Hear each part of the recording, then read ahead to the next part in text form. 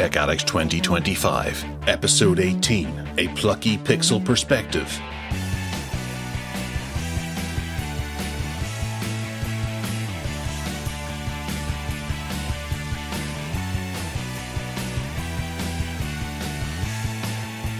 This week, we got the Google event with the Pixel 10, the Pixel Pro, the Pixel Pro XL, the Pixel Fold, and the Pixel Watch 4. ROG announced the Xbox Ally X. Could Valve have a new SteamOS console in the wings? And there's a new camera that helps children learn languages.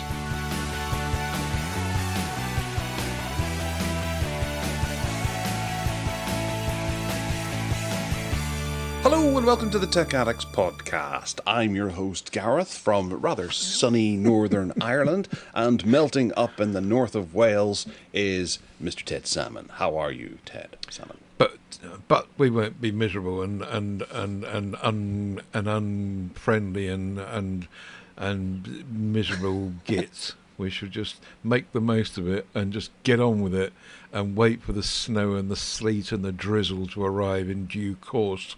Mind you, it probably won't, because we don't even get winters these days, do we? Oh, there's me moaning. No moaning allowed. Yeah, you're not doing very well at this. Hello. Very positive about things, are you? Oh, it's so hot. No, it doesn't matter. It's nice to have live in a temperate zone, isn't it? When we can have ups and downs and wind and being blown around 1 minute and baked the next minute and then soaked the next minute. You know, who'd want it level all the time, eh? Well, I was thinking that it hasn't properly rained here in a good long time. It is a bit more like the tropic. Well, not even the tropics, because the tropics tend to have a downpour during the day. Like, I was thinking sort of Orlando last time I was there. There'd be like 3 minutes of a huge downpour in the middle of the afternoon, and then it would go back to being sunny and everything would dry off quite quickly. I remember being in Dominica, and it did that as well, and various different tropical islands around the Bahamas and Caribbean. That would happen, so I figured that was kind of a between the tropics of Cancer and what's the other one called, and they tend to have this during the summer. It just cools everything off nicely, and the plants enjoy it. Whereas up here, we just seem to be getting relentless heat that we're not used to, without the advantage of a nice rainstorm every now and again for the plants to go, hurrah! I think my apple tree's dying because of this. I remember when I went to visit Puerto de la Cruz in about 1990 or thereabouts, in Tenerife, and the sun came out absolutely guaranteed between 12 o'clock and 3 o'clock every day, and the rest of the time there was no sun at all. It was really bizarre. So I think some places just have this, like in Africa where my sister used to live, it used to get dark at 6 o'clock and get light at 6 o'clock in the morning, and it never changes because I guess it's equatorial. But, you know, it very, very predictable kind of light and dark. It just depends where you live, doesn't it? I mean, can you imagine living in Alaska when it's never dark? When I lived in the north of Scotland, I got a flavour of that. It's kind of never dark much in the summer and never light in the winter. Really weird. You must have seen a lot of that in your travels and your boating life. Certainly have, yes. And then whenever we went on the cruise a couple of months ago, my son was quite excited about the idea of us being out in the open sea, and he'd be able to look up and see the galaxy in the sky. But at 1 o'clock, 2 o'clock in the morning, it was still light. Like, oh no. Yeah. Right, he's not seeing it on this particular cruise, but it's one of those things, I suppose. But I was actually talking about this to my brother during the week, the whole idea of, whenever you retire, and there's a sort of British thing where people retire to Spain and go and live in the sun, but I think Spain's just a bit too hot for me, and we were talking about that kind of Goldilocks zone of where you can retire to, and some people were talking about Panama and recommending it very highly, and he's retired. He's lucky enough to have retired, and he's thinking about, with everything that's happening in America, about maybe leaving America and going somewhere else, because he's got a citizenship and he's got British citizenship and he's collecting citizenships, I think, or passports at least, where he could possibly go to retire. And I think I've got about 15 years left before I retire. So the whole idea of where would I like to go if I was to retire? I'm just trying to work out a nice place. And look, you were talking Tenerife there, and it has kind of sunny weather all year round. And I was a bit shocked whenever I saw that. You know, Christmas can be quite warm and sunny. During the summer, it can be very warm and sunny. But, you know, it's just in that area where it's just constantly sunny. And I'm trying to think of places that have that but aren't ridiculously hot. Well, that goes against my story from earlier, where the sun comes out for 3 hours a day, which was the point of, and apparently Puerto de la Cruz was famous for that. If you went to the south of Tenerife to Playas de la Americas or something, it's completely different. But in the north of the island, that's what happened, and it did. They told us that would happen, and sure enough, it did. Now, whether that only happens at one time of the year, I'm not sure. But the other thing I was going to say was that in 15 years' time, you don't know what the climate's going to be like anywhere. It could be anything. It could be. We could have an ice age in 15 years. Yeah, we could do with the ROC, isn't it, or the AMOC? No, AMOC's the train system. The Atlantic current thing. That's a concern. But we'll not get into that because I'm not doing conspiracies. Sorry. Yeah. We're here to talk about tech, not crap that enters into my head or I picked up from Reddit. More like a journal. The Ted and Gareth journal. Talking about journals, I've been trying out the iPhone 14 Pro Max. I got it from somebody in the group this week, and that's an iPhone. I thought that's an Apple iPhone. Did you break out in hives? Well, the purpose of it really was to replace my aging SE 2020. I always keep an iPhone because I need to just see what's going on with it. So it tends to sit in a drawer, and I get it out when there's an update and see what the new feature is. And that's I was replacing an older iPhone to do that with. So that was the purpose. But in the process, I thought, right, I'll fire it up and get it going and have a look at it. And it just reminded me how locked down the whole Apple system is and how frustrating it is coming from a Windows background where I can sideload whatever I want, and you've got all this sandboxing going on, or whatever it's called, where you just can't drag and drop stuff onto it. The filing system is just such a fiddle, fart and fornicate, frankly. And it's a shame, really, because... Yes. It is a shame, though, because the phone is really nice. The iPhone 14 Pro Max, fantastic speakers. It's even got an always-on display now, and the build quality is lovely. What I need really is an iPhone with Android on it. I'll take the hardware. A bit like what we were saying about the BlackBerry Passport. Everyone wants a BlackBerry Passport, but with Android on it, and not BlackBerry OS. And I think the same is true for me with this iPhone, because it can't be denied. And there's some lovely stuff on it. It's just this whole back end that you've really got to just be so baked into Apple's system and have a Mac computer and have an iPad and have an Apple Watch. And I mean, to some degree, it's a bit like Samsung's Galaxy World, but at least the Galaxy World is a bit more open than Apple. Anyway, I just thought I'd mention that I've got an iPhone in that I've never seen before, and I'm quite impressed with the hardware. Okay, well, obviously Samsung is about as close as you're going to get, but we've also got, as we're going to discuss, the upcoming Pixel 10. Would that float your boat with the idea of being that kind of glossy, top-notch hardware experience? Yeah. Well, yeah, as you say, we'll come to that because there was an event this week. But yeah, to some degree, Pixel is going the same way. A lot of the features that the Pixel brings now are locked down to Pixels, that they're not available to other Android devices. However, a lot of them are. And over time, they tend to roll these things out. The reason I was referencing journals was because I saw that on the iPhone there's a journal app, and on the Pixel 10, I believe there's going to be a journal app on there. So they're basically, everyone's copying each other and just doing the same thing. But they tend to roll things out eventually with Pixels, and they'll roll out the thing to the newest device. Then 6 months later it gets to the older Pixels, and then 3 months after that it's rolled out to all the Android hardware out there, and everyone gets it. But some things don't, including the Google Recorder app, which is really, really good. But you can't get that outside of Pixels.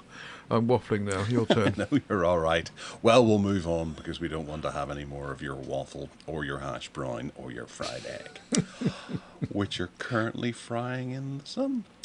Right, okay. Amazon. Amazon's going to be... Well, we'll go into the news. There you go, folks. We're going into the news. Amazon is switching its Fire tablets to Android, apparently. So it's reported that the switch from Fire OS to Android is properly going to happen. This change is expected to occur in the next year. The next year? That's amazing. With the first Android-powered Fire tablet costing around about $400, according to this article. The decision comes after customers are complaining about Fire OS, and Android hopes that this switch will boost tablet sales. However, users can expect to miss out on pre-installed Google apps, since Amazon will be using their own open source. An open source Android. So it's a really interesting thing that's happening here, given that the tablets are going to have Fire OS wiped off, and Android, an open source of Android, not Googleified Android, is going to be put on. And this is probably something to do with the recent court case that saw that Google can't force manufacturers to put their Play Store and things like that into Android. So it's a big win for Amazon there. But it makes me wonder what's going to happen with Amazon Fire TVs and things like that run Fire OS as well. They're constantly being, locked down more so, and apps removed and things like that. They're not going to. I don't think they're going to have as easy a time at being able to ban things if they move from their own OS to an open source version of Android. What do you think?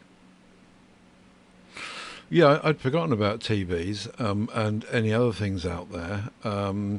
But the question is, and the unclear bit is that this article says that there'll not be Android apps pre-installed, no Google apps pre-installed. But I'm not quite sure what that means. When I threw it open to the group in MeWe, Malcolm Bryant says, who's a developer, of course, as we know, of Android apps, he said open source Android, AOSP of course, is really bare bones.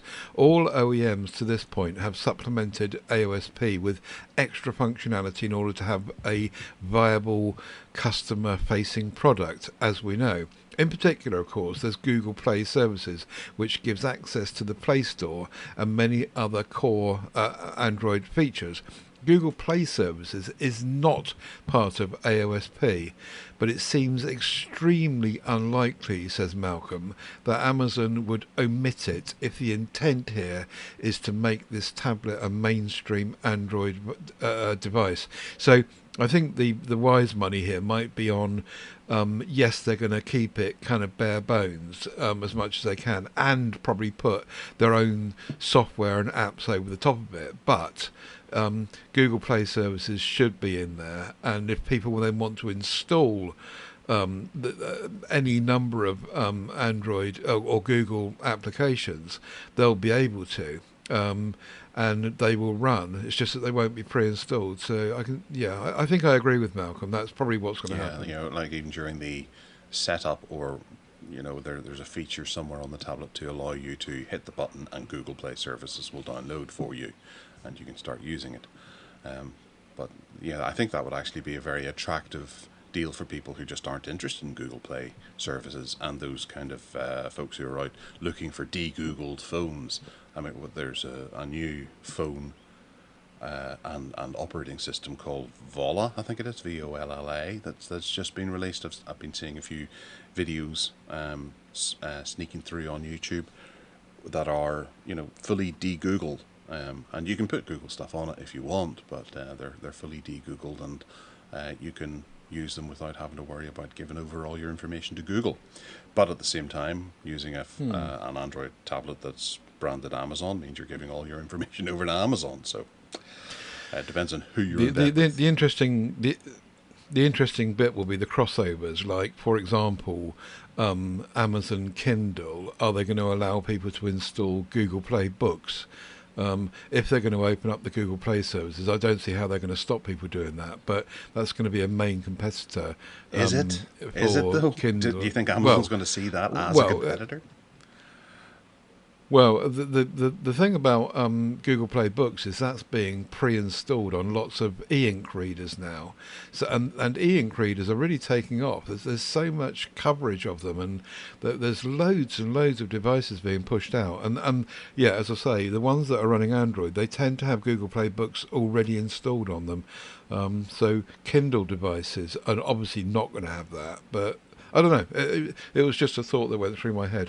Good. Well, thanks for sharing. Yes, well, we'll watch this with bated breath as to what's going to happen. It should be fairly exciting, and it's nice to see Amazon actually doing something, because I think for the most part, most people will complain about Fire OS if they try to do anything outside of the norm. A bit like what you're saying about iPhones, is that it is rather locked down in the fact that they can manipulate it from afar, and if you have something installed that you shouldn't have installed, they can rip it out away from you if that's what's necessary.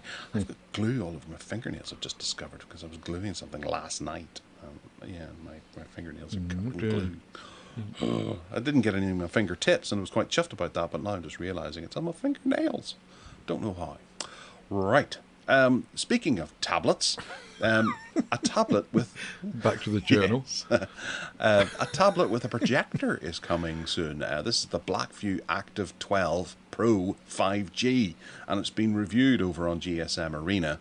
And it's got a built-in projector, a massive 30,000 milliamp hour battery, and as you could tell from the title, 5G connectivity. The tablet's projector offers a decent viewing experience with autofocus and auto keystone correction. And its battery life is rather impressive. It lasted up to 112 days in standby mode, I think it was. Good grief. 30,000 milliamp hours. That's bigger than your phone times 10. Yeah, exactly. However, its device size and weight are significant drawbacks. The screen quality is a bit subpar, they said, and the tablet's available for, was it $570 odd, and then there's a $50 discount coupon code you can get with it. But is there anything that particularly stood out to you? Well, the battery is the main thing, I think. It's like 30,000 milliamp hours. That's just like absurdly, amazing. And also 120 watt wired charging, where you need that in order to fill it up in any decent length of time. But yeah, amazing, rugged. It's obviously designed for industry, isn't it? It's got IP69 as well, a military rated, mil standard compliance, that sort of thing. And it's got a flood flashlight. You can see where they're heading with this. UL94HB flame retardant certified. Never seen that before. 180 degrees free floating aluminium stand. The screen is an IPS LCD, but these rugged devices that are built for industries tend to be LCD screens. That's not unusual, and one of the advantages of that is they will last much longer than an OLED will. But yeah, really interesting device. Black View, I guess they're after the. They've even called it Active, haven't they? You know, the Samsung Galaxy Active. They've even nicked the name. But it's interesting. There's 5G as well. I wonder if they're going to put a phone app on it. You can use it as a phone. Don't know. Well, see, whenever you talk about the Active there, you think about runners and people like that who are on building sites. And yes, the projector would certainly be useful for on a building site because you could help illustrate exactly what it is you want to do, or when you're making proposals and things like that. So the speakers would obviously need to be fairly decent too. But they do say, and it's worth mentioning, that the projector has a surprisingly nice viewing experience with autofocus and the auto keystone correction, which takes the setup up a notch, which is good. It's nice to hear that. But you know, it's one of those peculiar things that I don't think too many people are going to have lying on the couch using. They'll definitely attach that big handle with the screws provided, and then dander along with it, carrying it like a handbag, because it's not exactly the most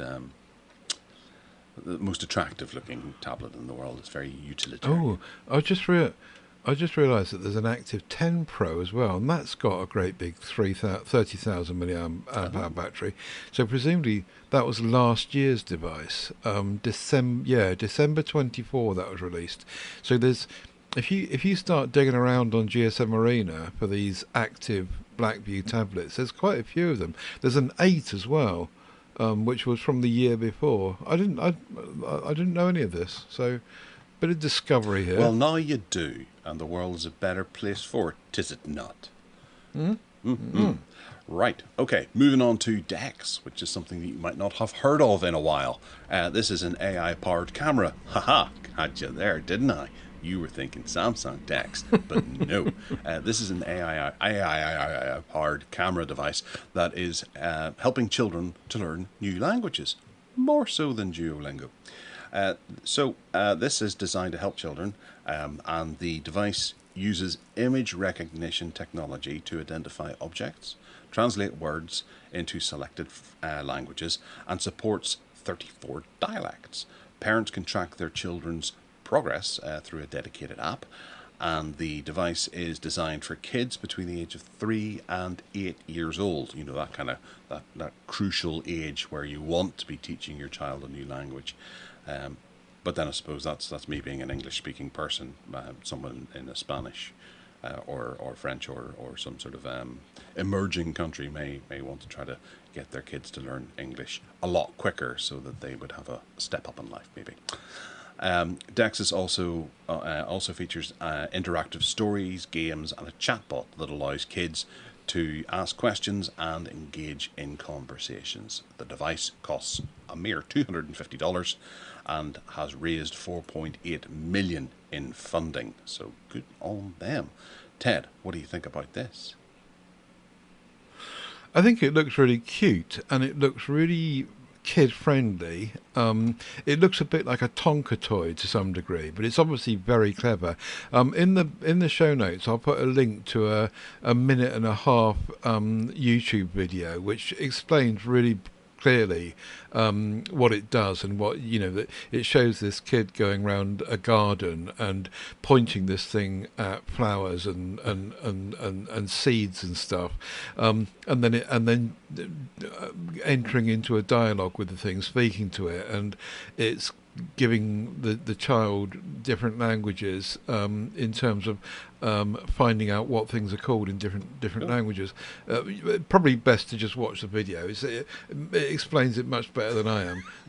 But watch the video, don't listen to us. I think watch the video, don't listen to us. Yeah, exactly. Don't listen to our claptrap. But it looks like a really engaging little thing, and you know, I think that it'd be a good idea if you want your kids to learn different language.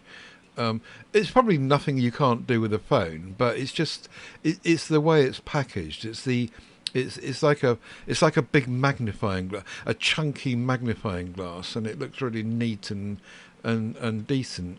as an idea, and good for them. Yeah, they've raised some funds. Yeah, it looks like one of those desk fans that you see, or portable hand fans. Yeah, Yeah, yeah. It's kind of fun looking, I exactly. suppose. Yeah, it'll certainly attract kids in to have a go. Good idea. Well done, Dex and Dex's team. Sounds great. Something else that's really exciting people at the moment is Valve. Valve has the potential to be releasing a new console, and this is maybe more of a desktop console or an entertainment TV hooking up console. What would you call those? Not handheld, but actually like the PlayStation 5. What do you call those? Just a games console, I suppose. But they also have they have the Steam Deck currently, but under a working title name of Fremont, Valve has this code named Steam Machine, which is coming soon. It's sort of a standalone TV box, but inside of it, it's got an AMD APU and a Radeon RX 7600 GPU. The device surfaced on was it Geekbench, the benchmarking tool where they tend to find a lot of these unreleased or secretive devices that companies are putting together. And it revealed that it's got a 6-core Zen 4 CPU with 8 gigabytes of memory. Now that AMD APU is not one that anyone recognizes, so it's a new sort of custom processor that's been put into here. So we can't say that it's going to be the same as anything else that's on the market currently. People will make speculations and things about what's going to be in there, but this suggests that Valve is gearing up to compete with traditional consoles following the success of the Steam Deck. So putting out a desktop console, which would be very nice for people to be able to play games in their living rooms on the evening from their sofa. One of the peculiar things is that some folks have said that this was running Windows 11 Pro as opposed to SteamOS, which is their well bashed out Linux distro that has had an awful lot of work put into it, and it's a bit of a curiosity that it would be running that particular operating system instead of SteamOS, because they've put so much effort into Proton and getting compatibility working and things like that, as we've seen with the Steam Deck. And the percentage of compatibility is very, very high at the moment, with there's obviously quirks along the way and things, but there's no date yet or price for launch, but possibly the holiday season. They might be getting something together in time for Christmas. It'd be great if we saw this maybe toward the end of October arriving with pre-orders going live, and be one of those things that everybody wants in time for Christmas, but they'll probably end up shipping at the end of January. But yeah, this is a very exciting thing. We're not getting a Steam Deck 2, which I think a lot of people are now waiting for, myself included. But this could maybe fill that gap. Ted, would you have one of these, or are you just going, oh, God, no? No, I see. Kind of, yeah. I'm not quite sure why you would have one of these instead of a console, though, or instead of a computer. Because from the picture of what they're showing here, it looks like a computer. Or am I seeing the picture wrongly? No, that's is that thing behind it? Basically, older Steam machines that they've kind of merged together to make an I AI see. generated thing. So which is the one that's the new one? The one at the front or the one in the middle? There's nothing new. It's only a Geekbench score that has popped up that is for this particular device that no one's seen, no one knows anything about. It's just the score has come online, okay. so we've got a feeling that Valve, the people online, have a feeling that Valve is doing a console to rival the PlayStation 5 and Xbox. Right, okay. So do you think that running Steam OS, do you think that that's got legs? Do you think that they'll make a success of that? Will people buy it? Well, I'd like to think so, yeah. The Steam Deck was a roaring success, and it's actually moved a lot of people over to using that as a as a fully fledged games console. And if a game was too powerful for the Steam Deck, then you can stream it from your computer if you have one. Or there's just a large amount of wonderful games that you can play on the Steam Deck. You know, I sat down at my PlayStation 5 the other day with my son and thought, well, let's have a wee game of something. And we downloaded a 2-player game, and for him to sit and play it with me, the things I had to jump through to get him online to play it with me, and a 2-player split-screen game, it was a nightmare, because he's 12, and the game was, I think it was either a 12 or a 15. So I had to go and give him access, but I had to sign into my Sony account twice. Once to load up the game, because they required me to sign in and set up an account with the actual people who made the game, and then to play the game I had to be in my Sony account and give him access to it. And my passkey wasn't working for some reason, possibly because I was behind a VPN, I'm not sure. But yeah, it was a whole to-do. And I was getting really frustrated with them sending the same... What was it? In order to access my account, they would send me 6 digits via text message. And it didn't work the first time. And I asked them to send me another 6 digits. And they sent the same ones again, which didn't work, which didn't work, which didn't work. In the end, I had to come up to my computer, turn it on, go and log in through that way, reset my password, all my security, and then go back down and sit down. And it was an hour later, and we had done no gaming whatsoever. As opposed to a PlayStation 1 where you press the eject button, lift out the disc and go, right, okay, it may be rated 15 by the BBFC, but I allow you to play it, son. It's all right. We don't have to appease the Sony gods. And we put it in, closed it down, and the two of us picked up our controllers and we were playing within minutes. That's what would have happened. But the PlayStation 5, what a nightmare. And we ended up not playing it. And it was an hour wasted. He sat there drumming his fingers whilst I was trying to solve all these bloody problems to try and get the game going. You know, it beggars belief that you can sit down and go to play a 2-player split-screen game in the same room. It's not that we're playing it multiplayer over the internet or anything like that. We're playing it together in the same room on the same console. And it's saying I need to appease them that I'm allowing him to play. Like I'm not going to notice him playing it, and he's sneaking in to play it without me being aware that he's playing it with me on the same console, on the same TV. It just really grinds my gears. And I just thought, no, I think I'm done with the modern generation of games consoles because they're just too complicated. I had entertained the idea of getting an Xbox, but I don't want to have to get into all that linking up of Microsoft accounts and things like that. I bought a Minecraft years ago, and I had to link this to that and that to this in order to get him to play it online with one of his friends. Sometimes it worked, sometimes it didn't. What a pain in the ass. Sorry, I'm not going to rant anymore. Interesting what you're saying about Sony and signing in, because until recently, when I've installed Sound Connect, which is the app that runs the headphones on phones, up until recently, that same hoo-ha that you just described always happened with me.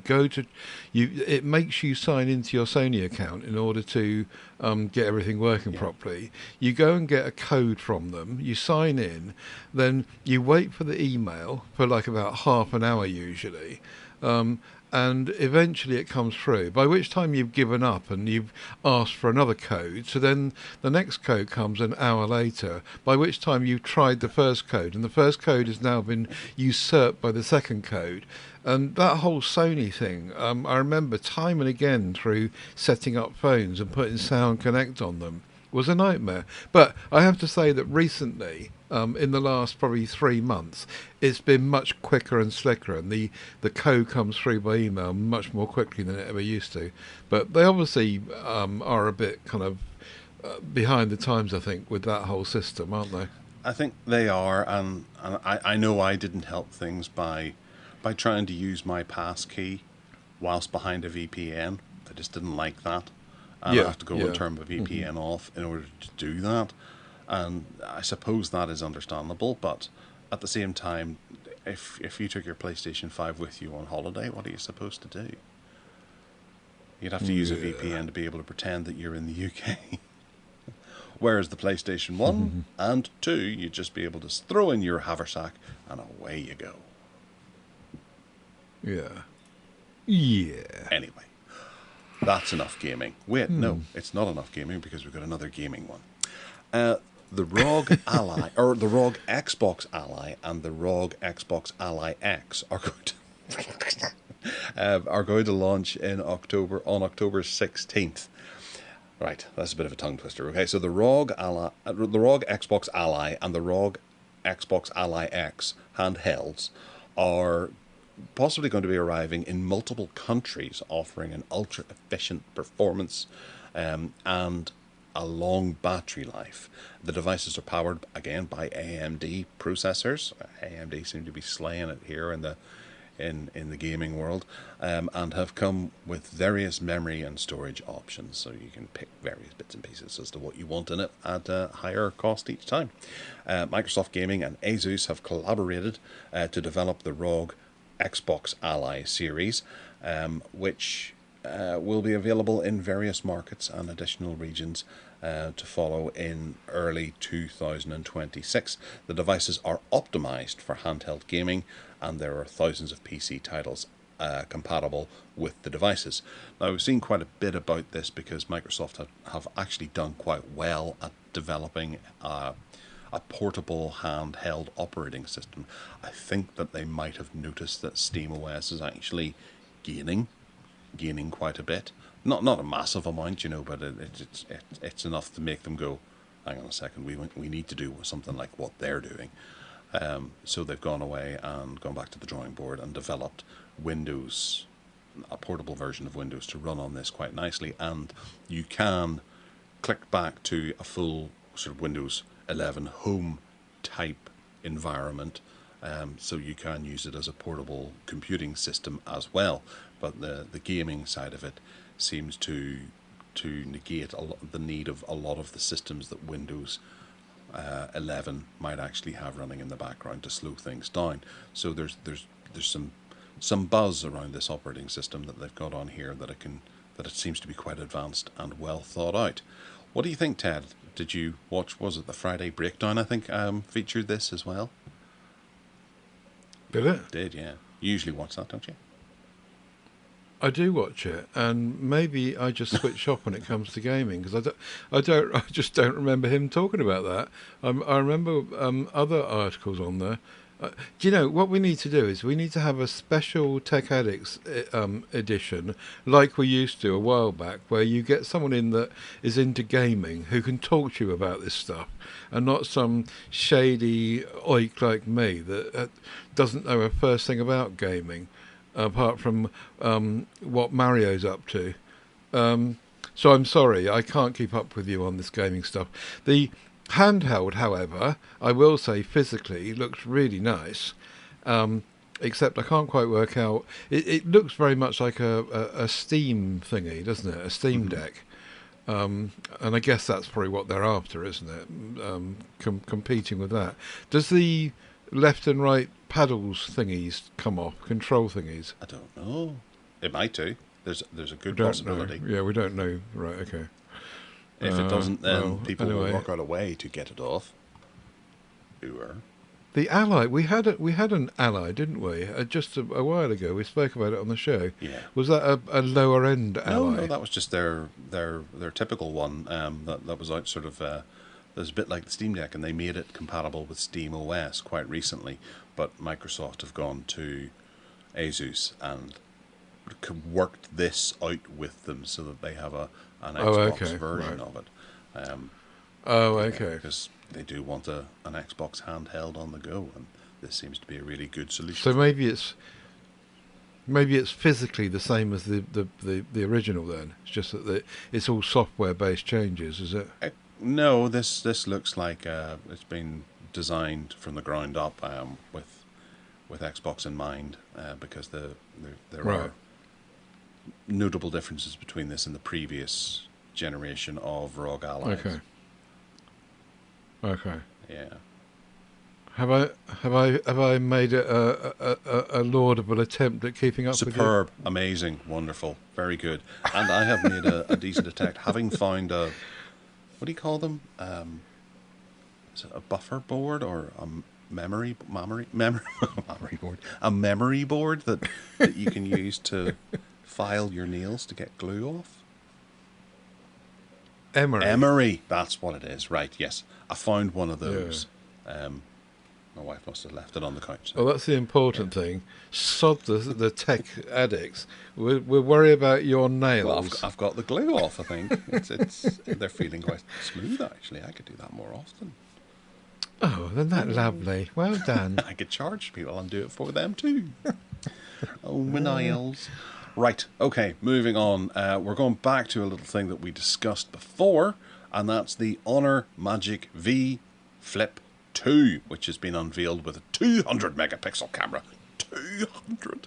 And a 5,500 milliamp hour battery. This is a clamshell foldable phone that's been unveiled in China. And it's got support for 80 watts wired and 50 watts wireless charging. The phone is powered by a Snapdragon 8 Gen 3 system on chip, paired with 16 gigabytes of RAM and 1 terabytes of storage. It runs Android 15 based on Magic OS 9.0.1, and it is available in various configurations and will be priced around $765, which in pounds is about £1,000.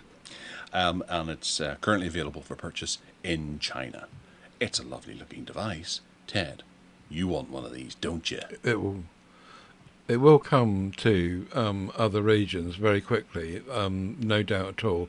But the headline features here are the fact that it is a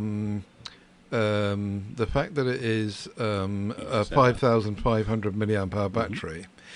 So the battery is the biggest one that's ever gone into a flip phone so far that I know of. It's also got 80 watt wire charging, which I think again is the biggest and best thing there is with regards to that. And the third thing, as you mentioned just now, is that it's the first one with a 200 megapixel camera with OIS. And yeah, they're just basically stuffing in candy bar level features that you'd expect to see in a much bigger, better device into a little flip phone. I say little flip phone, it's 6.82 inches, so it's almost as big as the Moto Razr phone, but not quite. They haven't done anything more about the dust protection. It's still on IP5 8 and IP5 9. We'll come back to dust protection in a few minutes though, so hang on to that. And it's running Magic OS 9. Now I've got the 400 Pro here running Magic OS 9, as I mentioned before, and it's kind of nice. It's all right. It's very iOS-ish, but apart from that, it's got real good benefits going on, as well as some drawbacks. But yeah, nice device. I think that the Flip 2, when it reaches global markets, will do really well, depending on how they're going to price it, of course. Does that Honor 400 not have the 200 megapixel camera as well? The Honor 400, 200 megapixels, yes, but it's not a flip device. Right, okay. Oh, okay, that's what you mean, right, gotcha. The 400 Pro has got the main camera is the same, 200 megapixels. So, I mean, they basically made this flip phone the same as, well, very similar to the Pro in the 400 Pro in many ways. In fact, the global version of the Honor 400 Pro has got a smaller battery than the flip phone. Okay. So, they're pushing some boundaries here with this. Yeah, they are, yeah. But I suppose, now I think about it, because whenever you said this is the first, flip phone with a 200 megapixel camera, I was like, hang on a second, no, the Samsung Galaxy S24 has one, and the S23, both the Ultras had 200 megapixel cameras. But yeah. Yeah, some of them have. But you're right, it's the first one in a flip phone. Yeah. but the reference to the IP rating goes to the Google event, which was last week, and the event, I didn't watch it because I knew what was coming. It was, and everyone in the tech world is saying how cringe-worthy it was, and they'd roped in these American celebrities who I honestly, I'm not just saying this for effect or impact. Honestly, I'd never heard of any of them, but apparently they're really famous people in America, and they turned the event apparently into a celebrity kind of event rather than a tech event, which is what they used to be. But the reference to the IP rating is that the Pixel 10 Pro Fold, which has been announced alongside the 10, the 10 Pro, the 10 Pro XL, is the first folding device that's got IP68 rating, and that was the reference really, is that they found a way to dust proof, or at least say that they're dust proofing it, and that's a first. So the Pixel 10 is the baseline one. The differences between the Pixel 10 and the Pixel 10 Pro are not huge. It's 200 quid more for so we're talking about 800 quid and 1,000 quid between the two of those. There's more RAM on it, and there's a bigger option for storage on it. There's also a 5 times telephoto camera on both of them. So the base version has got a 5 times telephoto, but it's based around a 10.8 megapixel sensor, whereas the Pro version's got a 48 megapixel sensor on the 5 times Pro. So sorry, the 5 times telephoto. So the rest of it is actually not that hugely different, really, and you've got to question yourself really whether £200 extra is worth it for those things that I just mentioned. If you move up to the 10X Pro, it's a little bit more of the same really. It's incremental. It's basically a 10 Pro but bigger. It's got a bigger screen, it's got a slightly bigger battery, it's got a slightly faster charging as well at 45 watts instead of 30. Apart from that, though, we're talking about size. It's got the same 48 megapixel 5 times zoom as well, and it's just physically bigger. And all of these devices are very, very incremental upgrades. It is felt by most people that have reviewed them and seen them so far. The Fold, the same again. If you've got last year's Fold, there's not a huge difference, and they're selling the whole concept of this year's upgrades really on the software and the features that they're going to bake into, some of which are Pixel 10 exclusives, but no doubt they'll come down. The one headline feature across all of them is that there's Qi 2 charging, copying Apple from the get-go. So you can use MagSafe stuff on the back. They're calling it Pixel Snap, but you can use it's compatible with all MagSafe Apple stuff. So you can do the same things with that as you can with iPhones. And once again, they're just kind of copying each other. So yeah, there's the 4 pixels. Anything jump out at you? I don't know. I'm struggling to get excited about these, which I think is terrible, because I have had Pixels in the past and I have quite liked them, but it's I don't think it's a line that you can particularly find fault with until it's actually out. I like the idea of the Fold, and I think it's going to be incredibly overpriced. The XL would be the exciting one that I would probably really entertain as the likely successor to my current phone, but I don't think I would end up going with it in the end. That's 1,200 quid. Yeah. That's not. The Fold is 1,750. Oh, see the prices at the very bottom now. Right. It's posted in one area of the screen. Yeah. That's really expensive. And I don't think a lot of people are going to be planning to pay that, especially in this economic crisis that we're going through and all these things, I don't think this is the right time to be pushing out really expensive devices. I reckon that Pixel 10 is probably going to sell quite nicely on contract, possibly the Pro, but I don't see the point in having the Pro and then the XL as well. Just for size. If that XL was the Pro, then I'd be all over it, but no. If you bought the Pro, you'd be knowing that there's two better versions of the phone that you've got. But I do appreciate very much that they've tried to keep the specifications pretty much identical across all of the devices, save for the RAM of the original Pixel 10. But then that's the cheap one for you to buy your kids, if anything.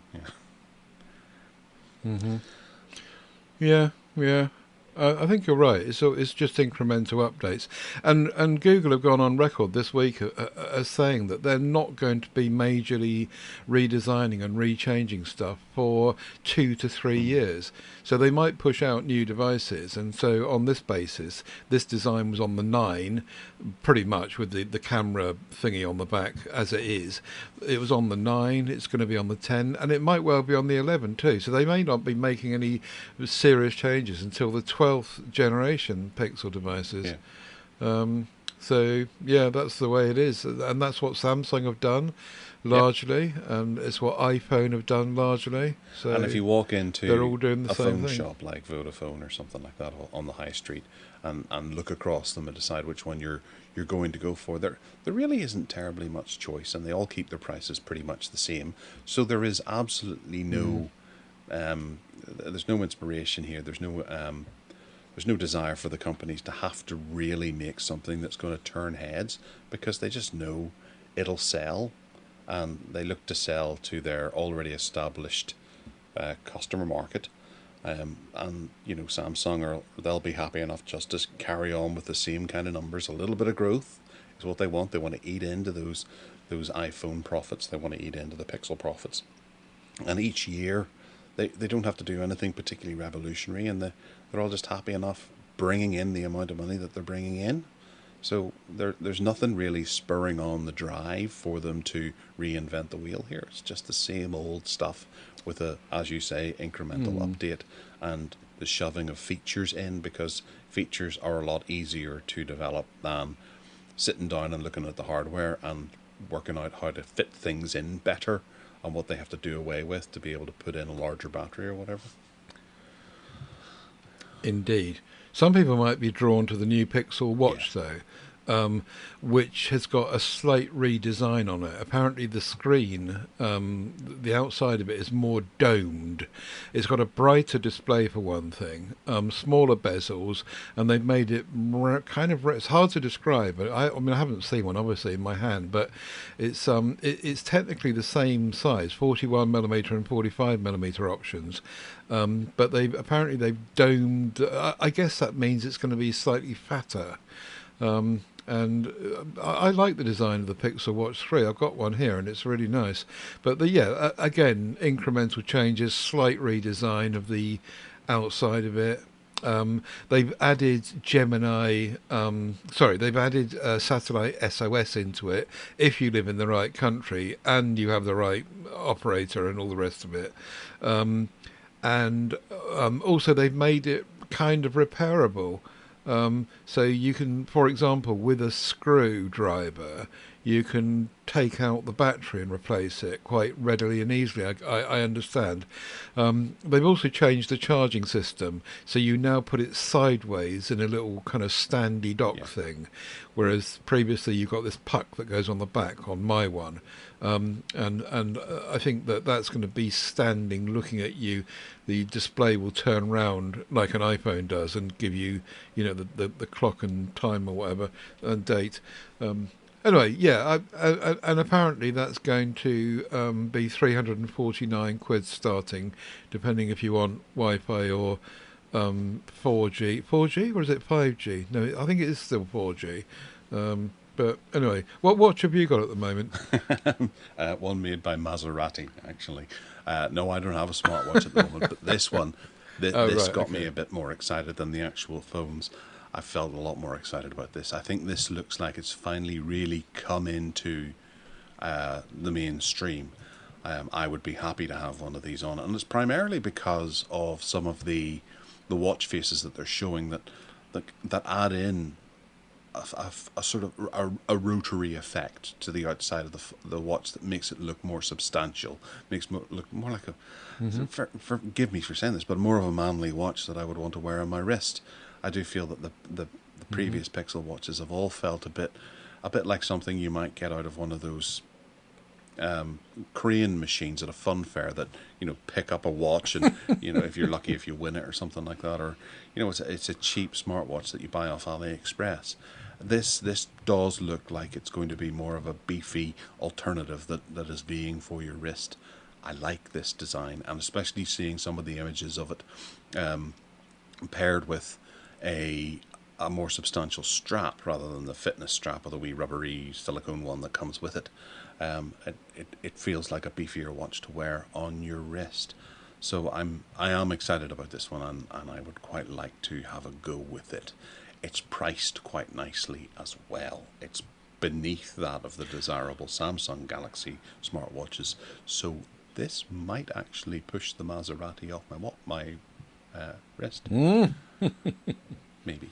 Well, one of the things I do like about it is that the button on the side above the crown is now sticky outy, whereas on my all previous devices, Pixel watches, that's been recessed. Well, not recessed, but flush, and you've got to kind of get a fingernail and push it in. Whereas this one is actually sitting proud, which I think that's really nice. And yeah, I think you're right. It's an interesting design and some nice little changes. I was watching a film a couple of weeks ago and I saw it was Cary Grant it was Cary Grant. He was delivering a line of dialogue and he reached down and he wound his watch. And you know, whenever the winders were actually built into the crown, and I just thought that's pretty cool. You know, it's something that you do. You know, and people look around nervously, not knowing what to do, or they fiddle with something. Just being able to wind your watch is kind of nice. I suppose that looks like you're a bit of you're not interested in the person you're talking to, because you're going to do that and perform functions on your watch and scroll through apps and stuff.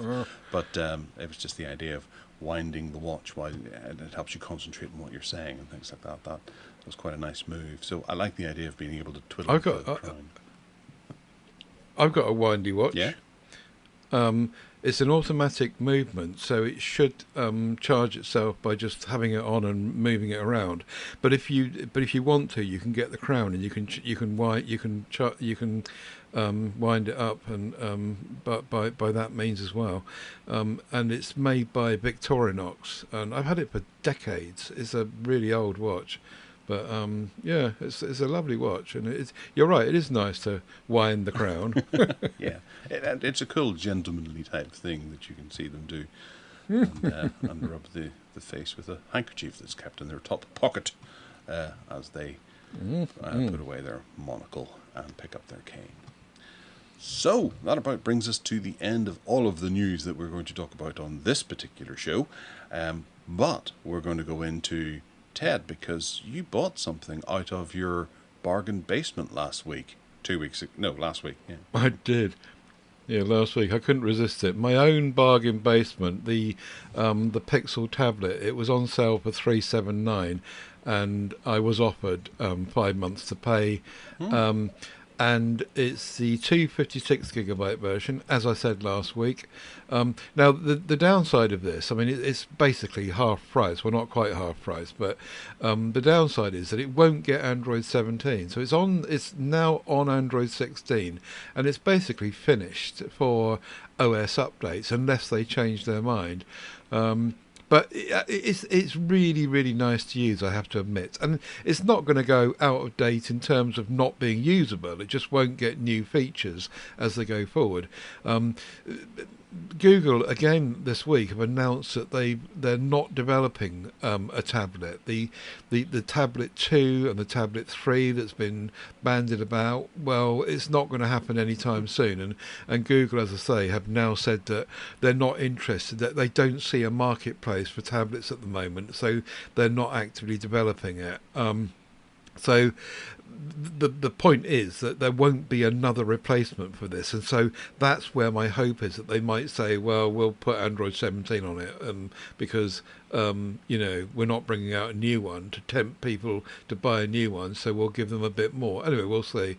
It works beautifully well with my Logitech Keys to Go 2, which you can see in that picture. I posted the picture in the group in MeWe as well, and that little keyboard just works perfectly with it, and it's just the right size. It all looks very Apple, in fact. And I also discovered that my USI 2 pen that came with my Lenovo tablet works with it very beautifully as well.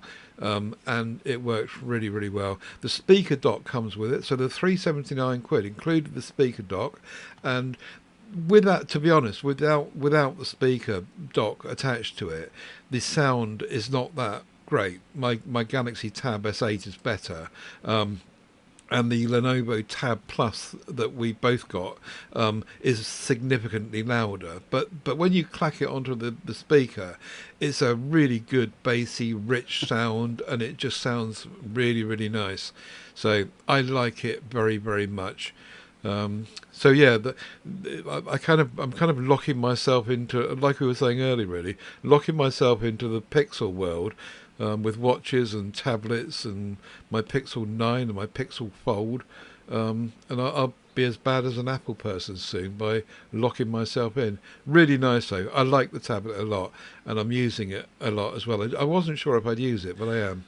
Oh yeah, if you turn it sideways into portrait, it becomes a huge phone basically. The it hooks up with my Pixel 9 really nicely, even down to SMS text messaging and stuff, RCS. And if you just turn it round into portrait, it just becomes your phone. It's incredible. You can't actually make phone calls on it that I found yet, but apart from that, it works really nicely. Sorry, you were going to say? No, I was going to ask a bit of a cheeky question, because I'm quite interested in how it connects to the speaker dock.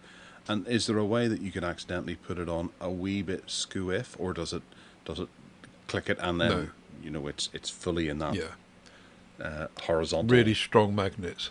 But you can't. Yeah, how do you turn it round to vertical? Could you have to take it off and then put it back on again? Oh no, you can't put it on vertically on the stand. It only goes in landscape on the stand, on the speaker dock.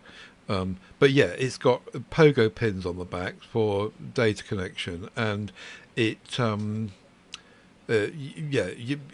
fact, it's quite a struggle sometimes to pull the thing off. The magnets are really strong, and it clacks on with a great clack, and it's on there. Nothing like a good, great clack. Indeed. But yeah, really nice. I'm pleased I got it. I didn't know that I wasn't really sure. I hesitated for quite a while, this offer having been around for a few weeks, but I'm pleased I did now, and I've got hope going forward that they'll update it a bit longer. Yeah, all right. No, that's cool. I'm glad you're enjoying it. So what are you going to do with your Samsung then? Are you just going to chuck it in the bin? Don't know, because it's now the oldest one that's supported, and it's got the last update, Android 16, coming along to it soon, and so that it'll be finished after that. I don't know. We've just bought my dad a Samsung tablet, so he doesn't need it. I could try and sell it, but frankly, it's not going to get a lot of money. I'm not going to get a lot of money for it. I'll use it for something else. I'll use it as a Plex server or something. All right, okay. Good luck with that. Right, okay, cool. No, it's a good-looking setup. It's very attractive, actually. It does look very like something you'd want to take with you on holiday or whatever for all your business needs. Excuse me. All right, well, I have a little bit of an annoyance that I've had over the last number of weeks. Because of the summer being the way it is, we've had various different weather warnings and things like that, yellow alerts and stuff like that, for storms, tropical storms that we seem to be getting here in the north of the UK, or heat waves and large amounts of rain and things. But I'm increasingly getting annoyed at Google headlines telling me about these way after the date that it happened. You'll get a bing on your phone. You'll go, oh, something's happened. Oh, Google headlines. What is it? 4 days ago, Storm Florist is going to have a yellow weather warning placed. I know, Storm Florist is gone. But you're still telling me about it, that there's going to be a weather warning. After the fact. You didn't tell me beforehand. You told me afterwards. I don't understand why this is happening. Mm-hmm. Now, I've taken a screenshot of one that happened a wee while ago. But I did notice one at the start of the summer that was 7 days after it had happened. And it's like, what's the point? You're attracting me to my phone for something that is that old and not inconsequential to my life right now?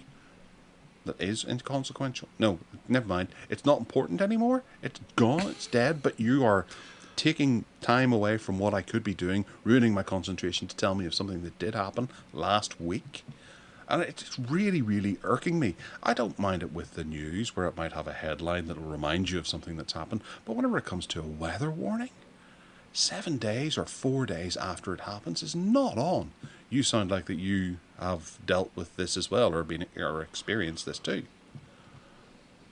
Well, I see. I'm not sure what you mean by Google headlines, but in Google News and in the Google feed, those places, I see that all the time. Exactly what you're describing. News stories that are just ridiculously out of date, and I feed back to them. I tell them when it happens. If I can be bothered, I fill in the feedback and say, why are you telling me about this event that's happened last week? But of course, you don't get any reply. You just hope that they're adjusting the algorithms to make it different, but nothing ever changes. So, yeah, I totally agree with you, and I see exactly the same thing, and it's really annoying. So much so that when I'm preparing a story to share in MeWe, I double-check always. If the story comes from Google News or Google Discover feed, I just double-check always if it's still valid or not. It's annoying that you have to do that, this is an important thing, and I know that America has had a recent issue, with wildfires and hurricanes and things like that, and to notify people 4 days after a hurricane has already hit that there is a weather warning. It's just not cool. It's not useful in the slightest, and it comes through as a proper notification. This isn't just something that's sitting on my news feed. If I swipe over and have a look at the news feed, no, it actually comes through and pings on my phone at maybe 8 o'clock in the morning when the phone wakes up. It's like, oh, there you go. There's a weather warning for last week. Thanks a lot. Yeah. It irks me. It annoys me, and I think they need to get it sorted out, because it's happening too often for me to. I did actually turn off Google News for a while and had to go with Samsung's own news feed. Was it U News or something? I can't remember what it was called. It was terrible. I hated it, and I had to go back to Google News. But it's annoyance. I agree. Yeah. All right. Well, we'll move into bugs. No, bugs? What are we talking about? Bugs? I'm not talking. What? I'm sorry. I was looking at a news article there. Bargain basement. That's what I'm meaning. Bargain basement, where we've got some nice new deals for you to have a look at, and hopefully some of them are still available. Ted, we'll start with you. Yeah. Have you seen the new Samsung? Well, it's not so new anymore, but the new Samsung Galaxy Chromebook Plus, which is apart from the very recent Lenovo one, this is the kind of best Chromebook there is out there, really. It's been reduced from £750 to £559 now, and you get with this the 12 months of Gemini AI enhanced version. This is the i5 chipset, the 8 gigs of RAM, 256 gigs of storage. If you want the i3, that's been reduced as well from 649 to 399. But yeah, these are really nice Chromebooks, and they review really well, and I can see that those deals are still valid. Yeah, the i3 version is £400. both of those would make really nice back to school Google Classroom assistants for your kids if you're heading back. They really pack a punch, and they look really good too. Except they're a bit big for that. 15, they're the kind of standard 15.6-inch laptop. So a kid might want a smaller one, I suppose. I don't know, 15 inches with that size of bezel. You know, I still stand by my Asus, which has a 14-inch screen, but it's tiny. It's just well implemented.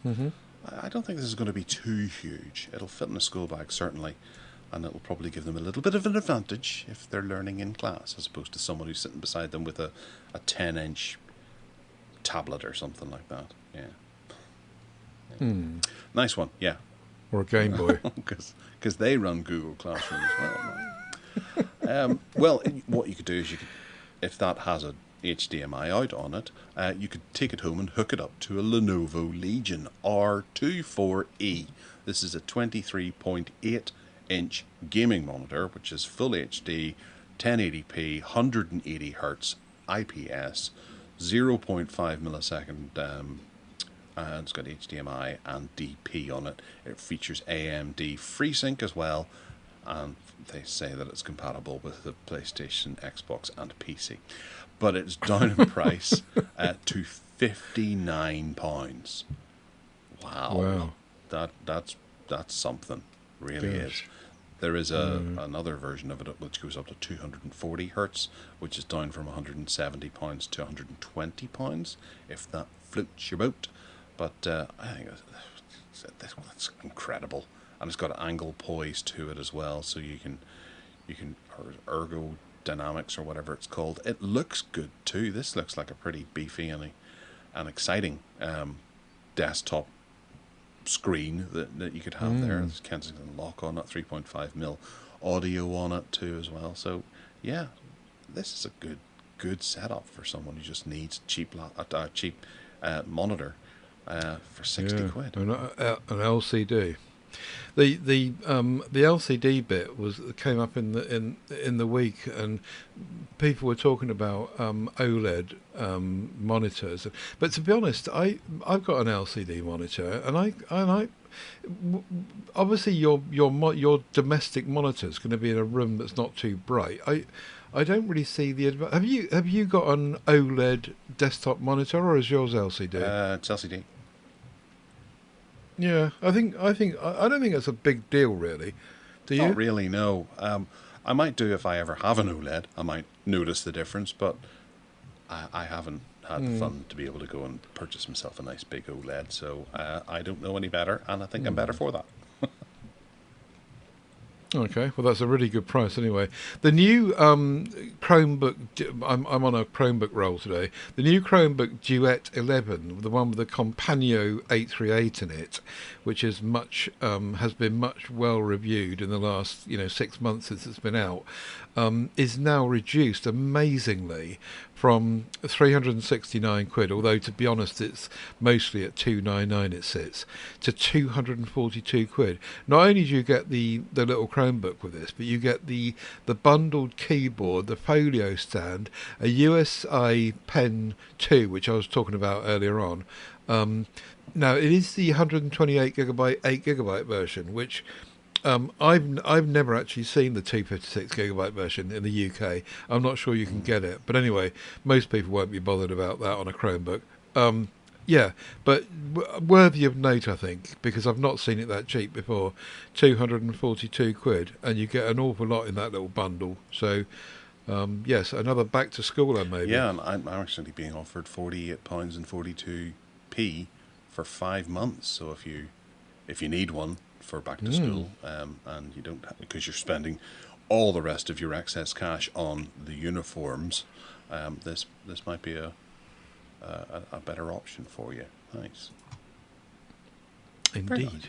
It's actually the 4 gigabyte 128 gigabyte is slightly more expensive. It's 89p more expensive than the 8 gigabyte version. Yeah, that's mad, isn't it?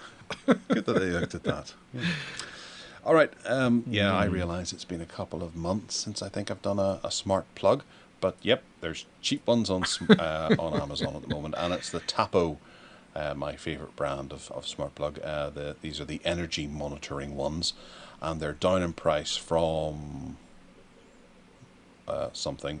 No, maybe they're not. They're just, this is a good price. £26.88, and I've purchased this twice before.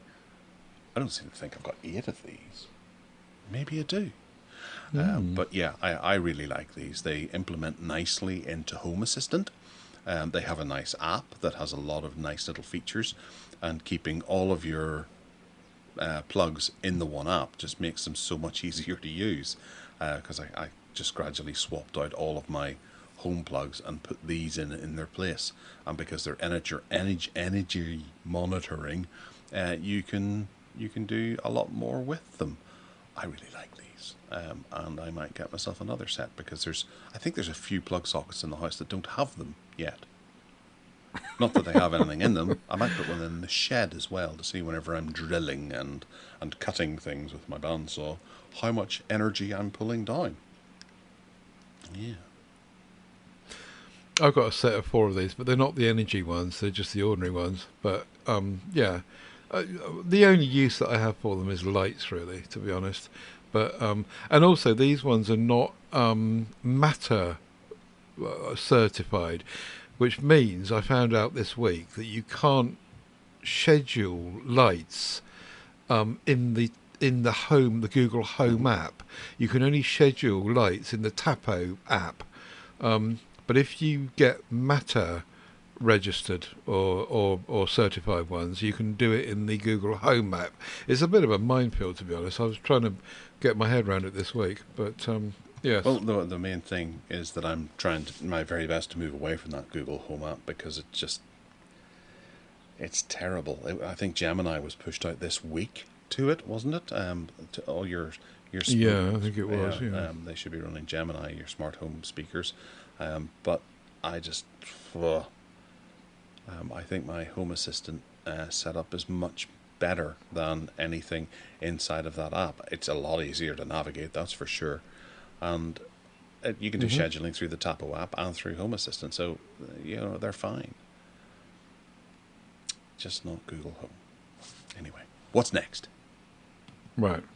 Okay. My little microphone that I bought some months ago, which is sitting in the cupboard, has been reduced from 60 quid to 33 quid. It's the Logitech G Yeti Orb USB condenser microphone, and yes, it's just been reduced. So if anyone's looking for a microphone, it is a good little microphone. It works really well. It's simple, USB-C. It's got some RGB gaming lighting going on if you fancy it, but apart from that, it's just a simple little desktop microphone. Very nice indeed. Yeah, it's funny looking, very striking. I have a doozy here, and it's got a particularly nice incentive on Amazon. Oh no, it doesn't. It did have, but it doesn't today, which is weird. That's really annoying me. This is the Western Digital 22 terabyte Elements external hard drive. This is just your standard WD external hard drive, that kind of MyBook type look to it, and it's down in price from £371.11p to £308.99p, which is nice. But when I looked at this yesterday, it was offering me 5 payments of something or other, but not today. I don't know why. It seems to really come and go. It's also now not delivering until the 6th and 7th of October. Oh, yeah. So maybe something's changed with that. It's a nice big drive though. My 16 terabyte version is in the shade of this. Oh yeah, and it's probably a white drive inside of it. So if you're looking to shuck it, keep that in mind. But it'll go nicely in a NAS server too. I think I actually have one of these shucked in my NAS server, and it's running quite nicely. Touching wood. Very good. Okay, the last one today is the just released, so not technically a bargain, although it is a bargain over the RRP, the Poco M7. Now, the 128GB 6GB version is 119 quid. The 256GB 8GB version is 139. Beware that it's a 4G only device, but it's a big one, 6.9-inch screen. It's got a Snapdragon 685, so nothing new, but it's priced at a place to sell. The main feature, though, the main selling feature I can see is the 7,000 milliamp hour battery. So if you're okay with Xiaomi and Poco and Redmi front end Hyper OS, then this could be a bit of a bargain, particularly if you don't need 5G. If you do need 5G, you can go back to the one that I featured last week, I think, which is the F7 or the F7 Ultra, which are equally bargain prices at the moment. But yeah, 7,000 milliamp hour battery. That's nice. Yeah. Only £119. That's a good price. Down from 170. Good, yes. And on Amazon, I believe you can trade in your device that you have and replace it with this, which would be probably quite nice. That Snapdragon 685. That's a fairly decent processor as well for that price point. Yeah, I suppose so. It's just a bit aging, but the target audience paying 120 quid for a phone like this, they're not going to be bothered about. They're not going to be pushing it into hardcore gaming or hardcore porn. Right, okay, because you need a good processor for that. No, I'm just thinking for the Fortnite crowd, it'll probably run all right on that. And that 7,000 milliamp hour batteries means that you only need to recharge at least 3 times a day instead of 7. Yeah, I suppose so. Let's see what it compares with. The Helio G92. It's not a high-end chipset, that's for sure. But as I say, the target audience will be fine with it. The target audience that won't be bothered by the fact that it's not 5G, for example. Yeah, which is the majority of people who will be picking this up. Yeah. Grand. Well, that about brings us to the end of yet another show, and we'll be back again next week with more of the same and less of the different stuff. And Ted will continue to sweat and swelter, and I will continue to ramble and procrastinate. So if you have any questions, do fire them at us. You can get us at gareth@techaddicts.uk. You can also find us on Tech Addicts UK on X. I'm on X as well, at Gareth Miles, GarethMyles. I have Mastodon and Blue Sky, and then there's GarethMiles.com. Ted, where might they find you? TedSalmon.com is where I am, and links to all my stuff go from there, including all the audio podcasts and the other MeWe groups that we're involved with. Audio podcasts this week. We should have another Camera Creations one rolling out in the week. And we're inching closer towards the new launch PSC, which will be on the 1st of September. So that'll be the day after our next show, which will be next Sunday, our season 4 finale, or is it season 3? It might be season 3, can't remember now. If you want to buy me a copy, though, you can do that. It's at paypal.me/Ted Salmon. And yes, hopefully you can tune in again and listen to our crap next week. Wonderful. All right, well, enjoy the weather and the mugginess, and we'll talk to you all next week. Take care now. Bye.